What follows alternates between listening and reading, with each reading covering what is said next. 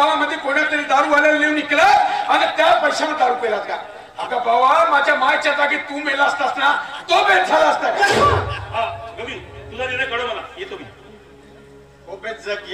और मी तुमच्यासाठी काहीच नाही केलो का बे, काहीच नाही केलो. आपसुकच राहण्याचे मोठे झालात का? अगा पैदाच केला नसतास ना, मोठा करण्याचा प्रश्नच येत नव्हता. जन्म दिलास म्हणून त्याचा तराब देतास. एक तर काम धंदे काय करायच नाही आणि वरून घरातलं तांदूळ पीठ नेऊन गावामध्ये निघतेस. अबे आता काम करायची वय आहे का माझी? नाही, काम करायची वय नसे का तुझी? काम करायची वय नसे, दारू पेवाची, दारू पेवाची. अगा खाले भिल्ले ना तर दोन वागाले नाही सरेस, एवढा मास तुझ्या अंगावर आहे का? तो कोणी कामासाठी भागवतेस का? साला परवाच्या दिवशी उभ्या मुलाचा बाजारातून 150 रुपयाचा फुल पॅन्ट घेऊन आणलो, तर तू त्याची दारू पेला. अगर राग तस आहे ते का गळा पिचकून मारूनच टाकावा. मी तुला 150 रुपये देते, दुसरा पॅन्ट घेऊन आण. हो, तर तू याची किती दिवस दुर्गुण सांगणार आहेस? म्हणून म्हणतो ताई, तू फक्त लग्न तर कर, मग पाय याची 8 दिवसामध्ये कशी सुचवतो ना, कशी चिरवतो. मी मेलो का? मी मेलो हिचं लग्न करून द्याल. पाय गौरे, तो प्रदीप जर जास्तच घाई करत असल, सांगून दे आपलं उरकून घे म्हणा. मी तुले त्याच्यापेक्षा दुसरं साजरा पाहून दे. तू बापोस का सापोस का? तू बापोस का सापोस? अगं तिचं लग्न करून देण्याच्या ऐवजी तिने थांबायला सांगतेस आणि दुसरा कोणता साजरा पोरगा पाहून देशील का? जास्तीत जास्त एखाद्या दारूवाल्याच्या घरी नेऊन तिला बसवशील, तिचं आयुष्य बरबाद होईल. पण तुझी मात्र दारूची आयुष्यभरासाठी सोय. चला 8 दिवस नाही घातलो तो फुल पॅन्ट, तर याच्या मड्यावर पडला. माझा अधिकार आहे घरावर.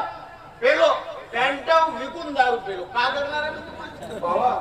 तुला काही नाही समजत. अगं हे असे हातामध्ये कुऱ्हाड धरून जंगलामध्ये लाकडा फोडायला जावं लागतं. अगं दिवसभर लाकडा फोडू असे हाताले फोड्याच्या येतात ना, तेव्हा जाऊन संध्याकाळी 300-350 रुपये रोजी पडते.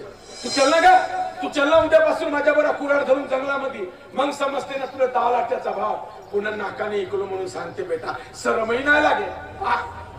भडवा माझी बापाची शरम काढ. अगं शरमच नाही का? एखाद्या दिवशी माझ्या तळाक्यामध्ये सापडलास ना, तुझा फलकवल्याशिवाय नाही राहत.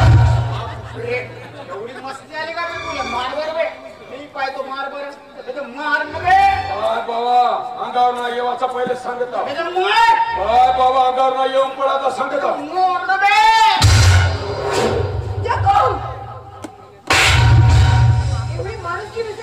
आपल्या बापावरती हात उचलतो. तुझ्यामुळे तुझ्या स्तराला हवा या गेला. याला सांभाळून ठेवत आहे. याला मगाशी प्रदीप कडून दारू पिण्यासाठी पैसे घेतले. आता त्याची प्याले पण चाललो. तुला मानतो का बे?